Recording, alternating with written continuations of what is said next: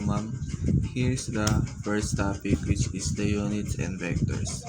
First question: a surveyor runs a line from an origin point and walks 25 meters due east, then changes direction and walks 40 meters at a bearing Newton of 30 degrees on east. Determine the magnitude of the surveyor's resultant displacement from the origin. We have a given of 25 meters east, 40 meters, and the Newton 30 degrees on east. So break down both vector spots into their Cartesian coordinates. A is equals to 25 plus 0 joules, then B is equals to 40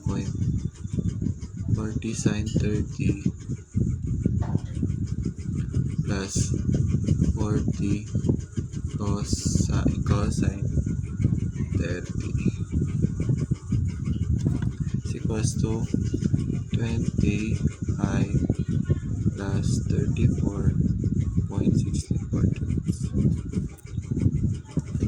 Now sum the components to find the resultant vectors. Rx 25 plus Rx is equals to 25 plus 20 is equals to 45 meters. Ry is equals to 0 plus 36.64 34.64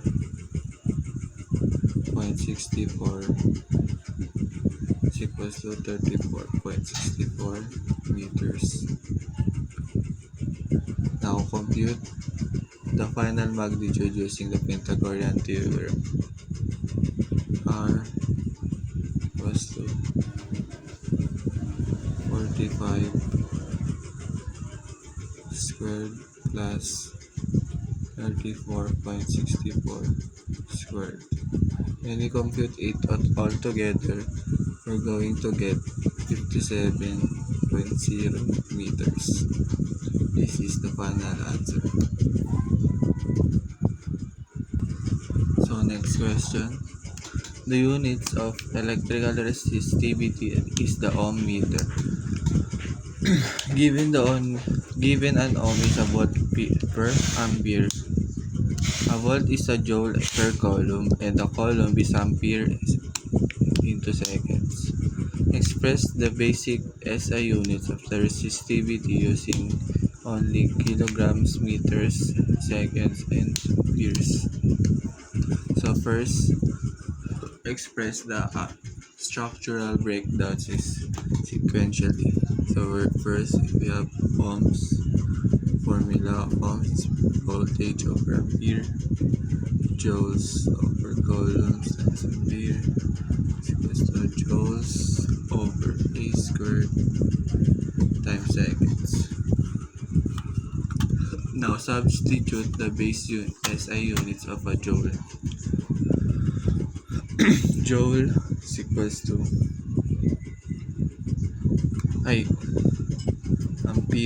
ohms equals to kg meter per second squared per second squared A squared times S is equals to kg times meter squared times S minus raised to negative 3 A negative squared. Multiply by meters to resolve for resistivity. Kg times meter squared times S negative 3 times A negative 2 times M is equals to kg meter cube a cubic meter times negative seconds raised to negative 3 times A raised to negative 2. Here's the final answer.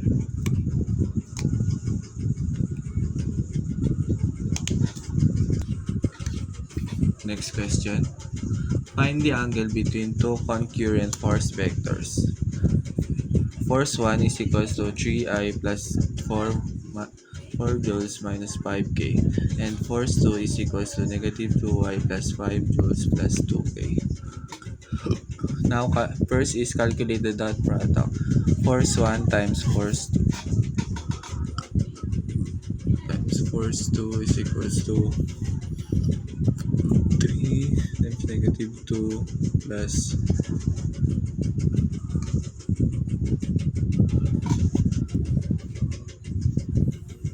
plus 4 times 5 plus negative 5 times 2 is equals to negative 6 plus 20 and negative 10. When we compute all these together, we're going to get 4. Next, compute the individual vectors magnitude. First is we have the force 1. Put the values 3 squared plus 4 squared plus negative 5 squared equals 3 plus 16 plus 25 equals to square root of 50. Force 2 is equals to negative 2 squared plus 5 squared plus 2 squared is equals to 4 plus 25 plus 4. And we're going to get 33. Now, isolate the angle variables using the cosine definition. Cosine theta is equals to force 1 times force 2 over force 1 square root over times force 2. 4 is equals to square root of 50 times square root of 33 equals 4 over 40.62. When we compute this fraction, we're going to get 0.09847. Now, using the arc cosine theta,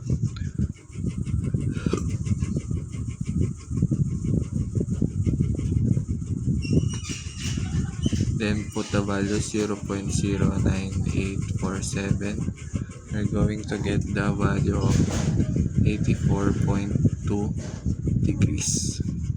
So, the two concurrent force vectors, the angle of two concurrent force vectors is 84.2 degrees. So next we have the topic of kinematics. First, we have our first question for the kinematics. An airplane accelerates down on a runway from a rest of a constant rate of 3.20 meters per second squared for 32.8 seconds. Before lifting off, determine the distance traveled with the plane along the runway before takeoff. So, we have a given of 3.20 meters per second squared, then 32.8 seconds. We're going to use the distance formula of V initial times t plus 1/2 at squared. So, put the values. We have an initial of 0, then the time is 32. So this part, V initial times time is equals to 0 because our initial is 0. We're going to put only the acceleration and the time here in the second part. So put the value 3.2 meters per second times 32.8 seconds is equals to distance equals to I squared pa pala.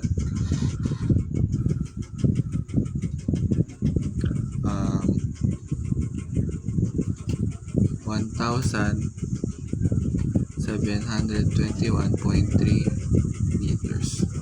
This is the value. This is the distance we're looking for.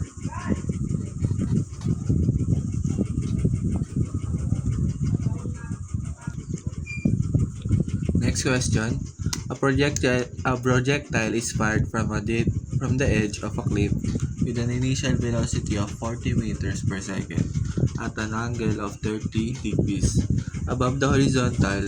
If the cliff is 100 meters high, calculate the total time of the flight before the projectile strikes the ground below using the gravity of 9.81 meters per second squared. So, we have a given of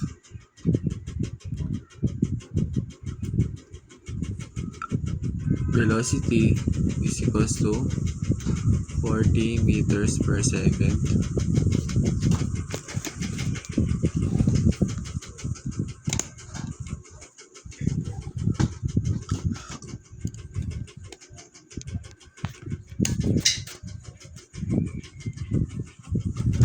next angle ay initial velocity 40 meters per second.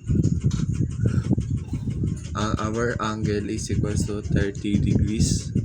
Then the cliff height is 100 meters.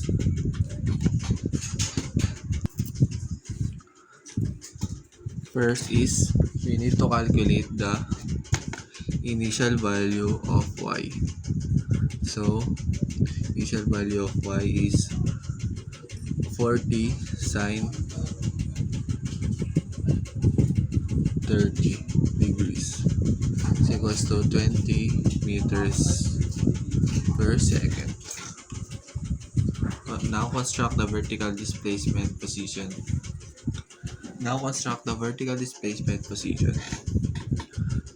Change in y is equals to VIY plus I times t plus 1/2 gt squared. We're going to use the gravity, which is the 9.81 meter per second. The substitute of the acceleration. Input the value. Negative 100 is equals to 20t minus 4.905 t squared.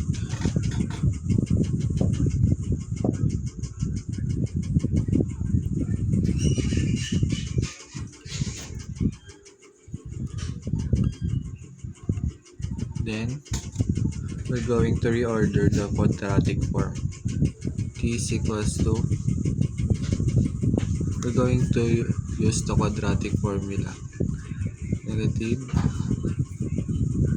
plus minus negative 20 squared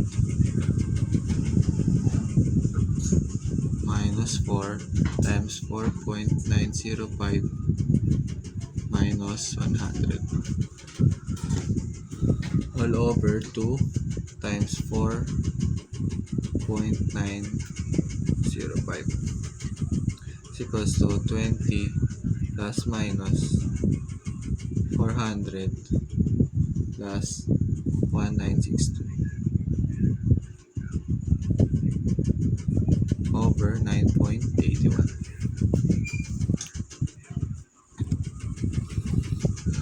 T is equals to 40 plus 48.6 over 9.81. The final answer is 6.92 seconds. Here is our final answer. So next we have a third question. A vehicle is traveling at 30 meters per second. It brakes uniformly to a complete stop over a distance of 120 meters. Calculate the uniform deceleration magnitude of the vehicle. First, select the kinematic relation using a time parameter. So we have a values of 30 meter per second. Next distance is 120 meters. We're going to use the formula of v squared pi velocity squared final is equals to v squared initial plus 2at.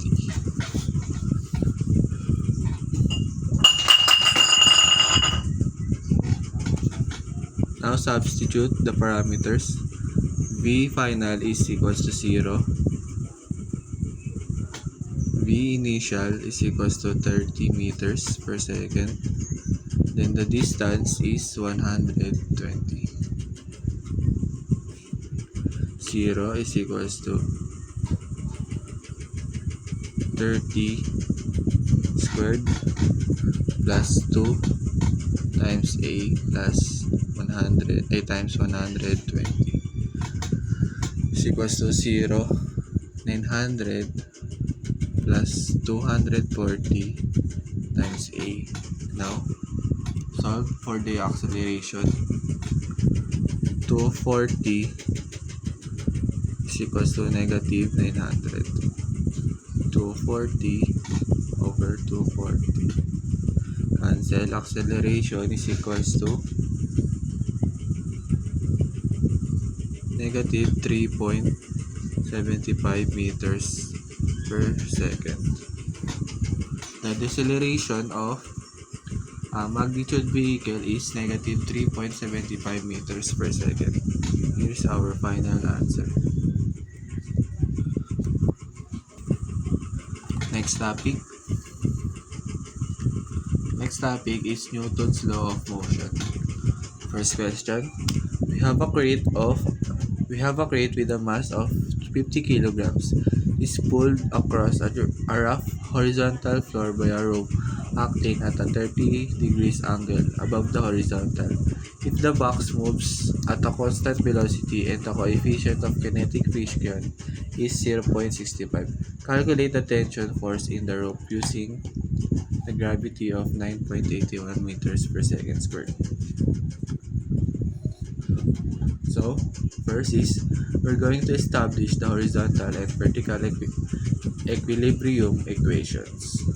Summation of F force X is equals to T cosine 30 degrees minus Fk is equals to T cosine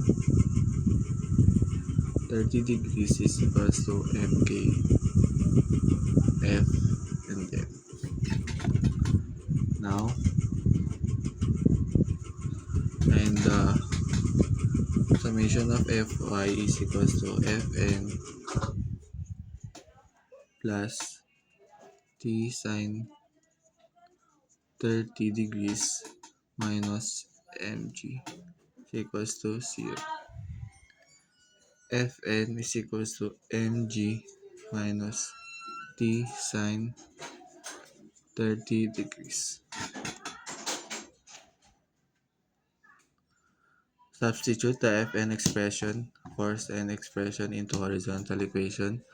T cosine 30 degrees is equals to kinetic friction times Ng minus Tn T sine 30 degrees. Now group the terms for tension. T is equals to cosine 30 degrees plus mk times sine 30 degrees is equals to mk times mg. T is equals to 0.65 times 50 times 9.81 over cosine 30 degrees plus 0.65 sine 30 degrees equals when we compute it all together, we have an answer of 267.4 newtons.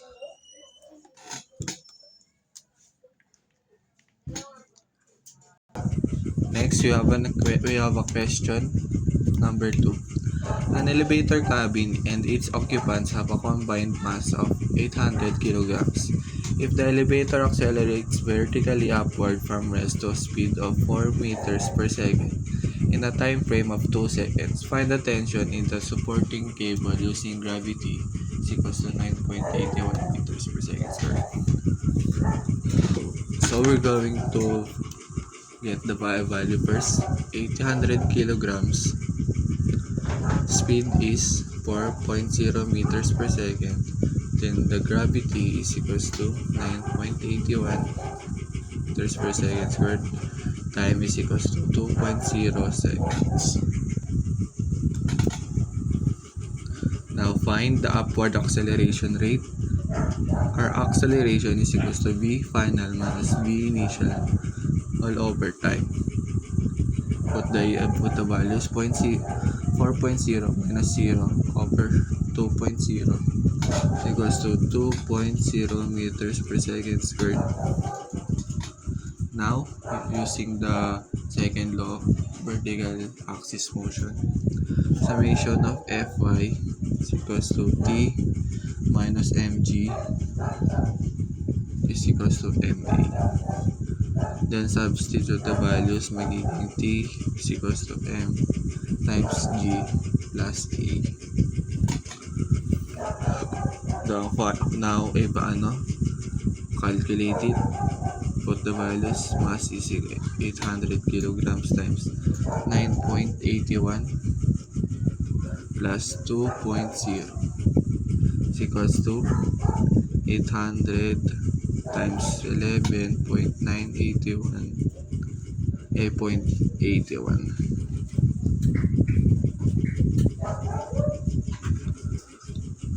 is equals to 9,448 newtons.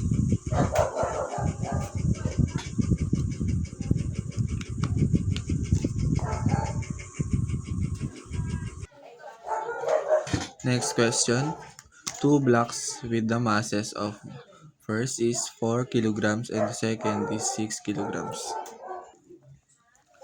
are linked by a light string over a frictionless pulley and at Atwood machine configuration.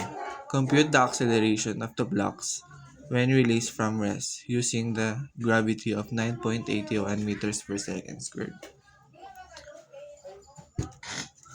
We're going to use the formula of mass 2 minus mass 1 is equal times gravity, then is equals to mass 1 plus mass 2 times acceleration. Now isolate the terms. Acceleration, because we're going to compute for the acceleration m2 minus m1 over m1 plus m2 times gravity. Now put the values. Acceleration is equals to 6.0 minus 4.0, then 4.0 plus 6.0 is equals to 2 over 10 times 9.81. We're going to get the value of 1.96 meters per second squared. Acceleration is 1.96 meters per second squared.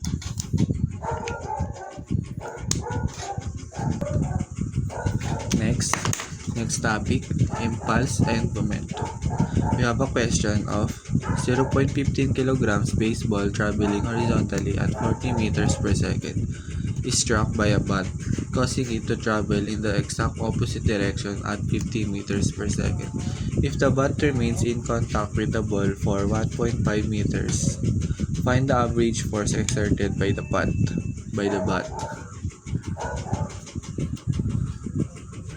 First is put the values. We have a mass of 0.15 kilograms. Then Vix is equals to 40 meters per second. Then it travels to 50 meters per second. The time is 1.8. The contact is 1 millimeters per second or 0.0015 seconds. Now we're going to find the average exerted by the bat. Average force exerted by the bat.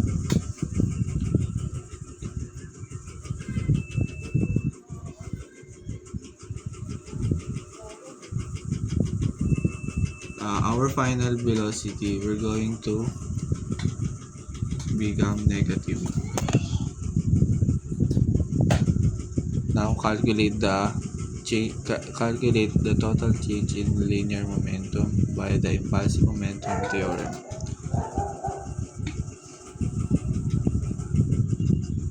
Impulse rate, the change of rate is equals to m times v final minus v initial. So it's equals to 0.15 times negative 50 minus 40 equals to negative 13.5 kilogram meter per second. Now we're going to find the average. The find average of the force. Change in V over change in time is equals to 13.5 over 0.0015 seconds equals to 9,000 newtons. Here's the final answer for the impulse momentum. Next question.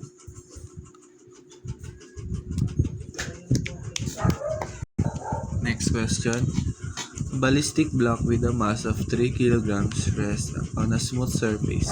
A bullet weighing 20 grams is fired horizontally into the block and embeds inside it. If the combined system slides forward at 4 meters per second, immediately after impact, find the initial speed of the bullet. Now, apply the law of conservation of momentum for a perfectly inelastic collision. We have m bullet times velocity of the bullet plus m block is equals to times v block is equals to m bullet plus m block times final velocity.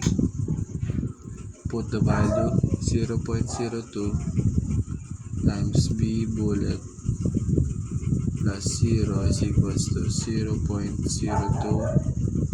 plus 3.0 is equals to times 40.0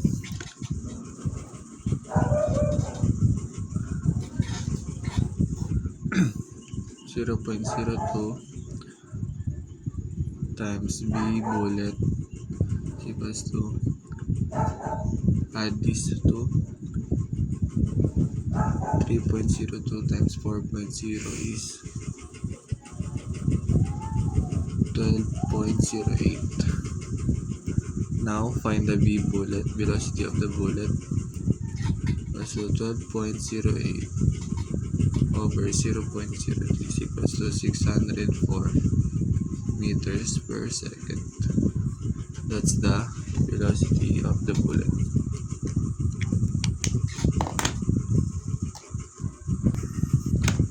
Question number 3. An unladen 1,200 kilograms car moving east at 25 meters per second collides with a 2,000 kilogram truck traveling north. At 15 meters per second, the vehicles lock together upon impact. Calculate the magnitude of their common velocity immediately following the collision. Now, first is conserve the momentum along both independent geometric axes. M is equals mass is equals to 1,200 plus 2,000 is equals to 3,200 kilograms. Now, using the formula, summation of Px equals to mv, put the value 1, 2 times 25 is equals to 3,200 volts.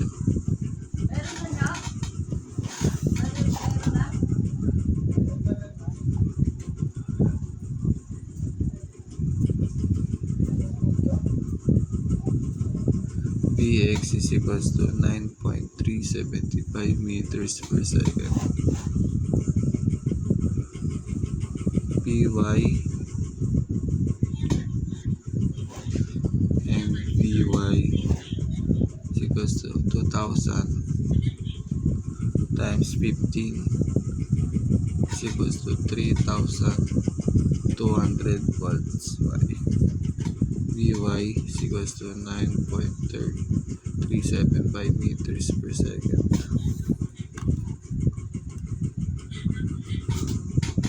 Velocity, now compute the velocity.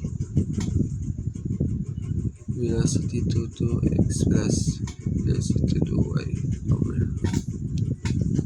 is equals to 9.375 squared plus 9.375 squared is equals to 9.375 square root of 2. It is equals to 13.25 meters per second.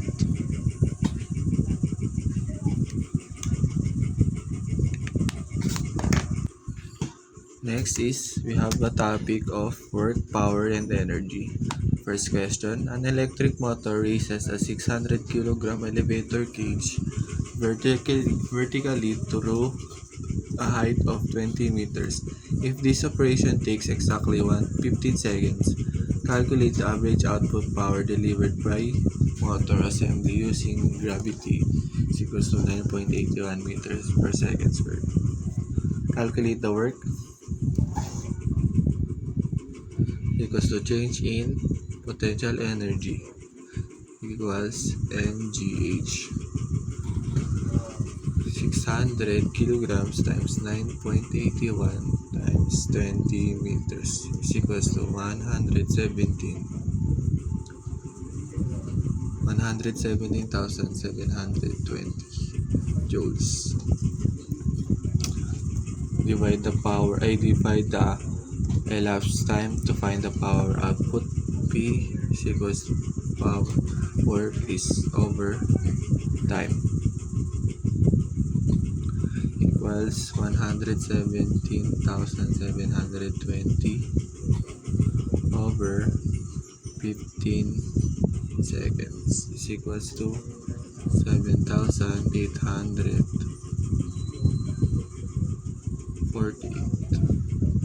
watts. Next, convert the answer into kilowatts. P is equals to 7,848 over over 1,000 is equals to 7.85 kilowatts. This is the final answer. Next question. A 50 kilogram block compressed against a horizontal spring is equals to 800 Newton per meter shortens the spring by 0.12 meters. Find the block is released from rest and find its velocity as it leaves the spring at its uncompressed length. Assume a frictionless surface. Apply the law of conservation of mechanical energy. First is we have the initial energy. Initial is equals to E final. PE elastic equals to KE translational.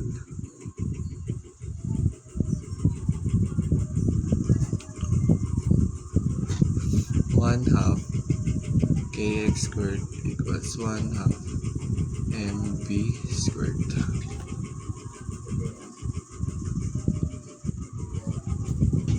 Simplify the equation and isolate the velocity. Kx squared equals to mv squared into v is equals to x over k times square root of k over m. Input the value 0.12 times 800 over 0.50. Velocity is equals to 0.12 square root of 1,600 is equals to 0.12 times 40 equals to 4.80 meters per second. This is the final answer.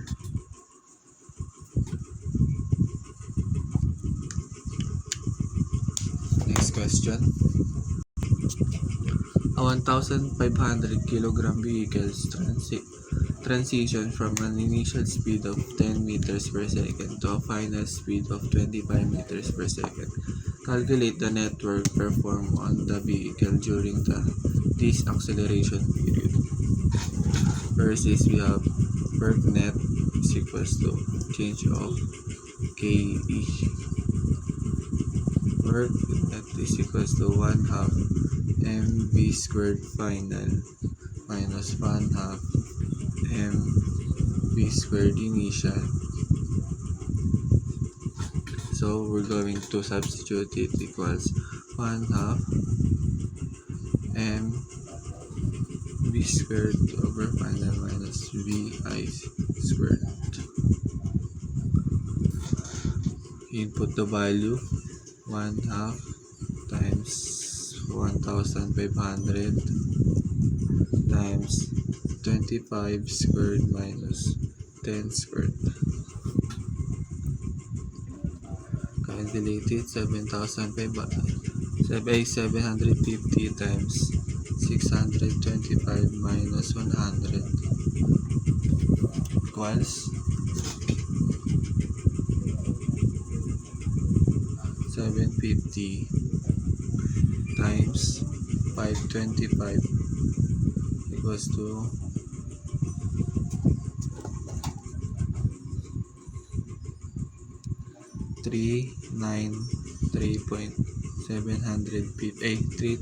393,750 joules. Here is the final answer. Next is we have a topic of rational kinematics. First question. A heavy industrial flywheel slowing down at a uniform rate changes its angular speed from 600 rpm to 200 rpm over an interval of 10 seconds. Determine its angular deceleration. First is convert the rational speed values from revolution per minute into standard radians per second.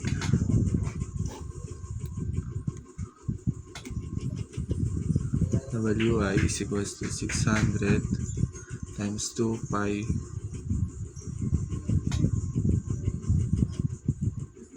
over 60 equals to 20 pi equals to 20 times pi 62.83 rad per second. The final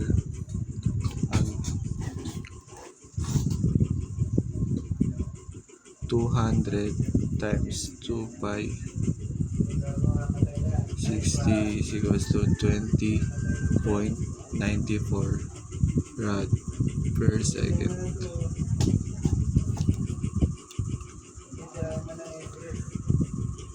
Now we're going to find the angular acceleration. W final minus W initial is equals to A over time equals 20.94 minus 62.83 all over time is 10. It is equals to negative 4.19 rad per second squared. Because the acceleration is this, the finding unit is deceleration, angular deceleration.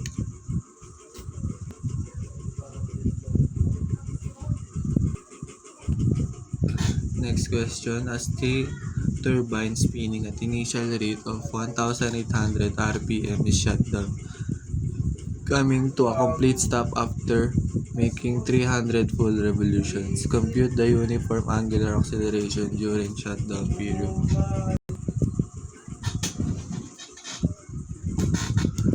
Put the values 1,800 rpm, then the revolution is 300.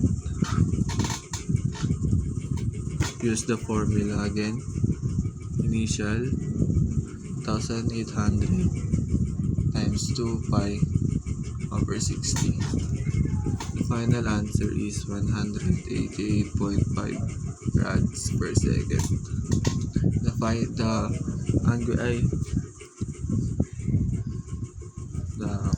The W final is equals to 0.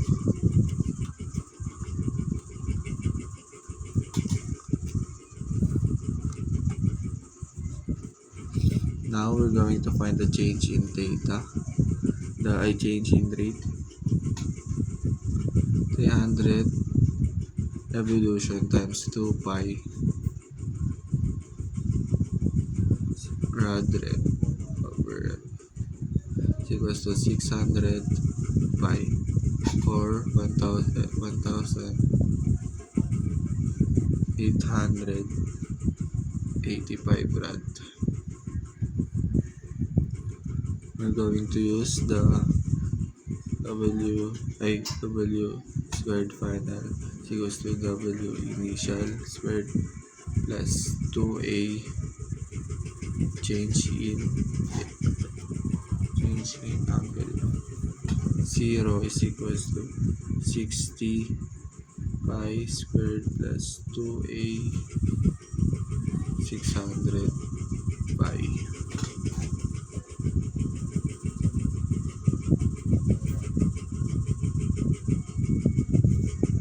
Zero is equals to 3,600 pi squared plus 1 to pi acceleration. Acceleration is equals to negative 3,600 pi squared over 1 to pi is equals to negative 3 pi. Final answer is negative 9.42 rad per second squared. Negative 9.42. Next question. A wheel starting from rest accelerates at a constant rate of 4 rad per second squared. Calculate the total angular displacement. If the wheel has been spinning for 6.0 seconds. Now select the rational displacement.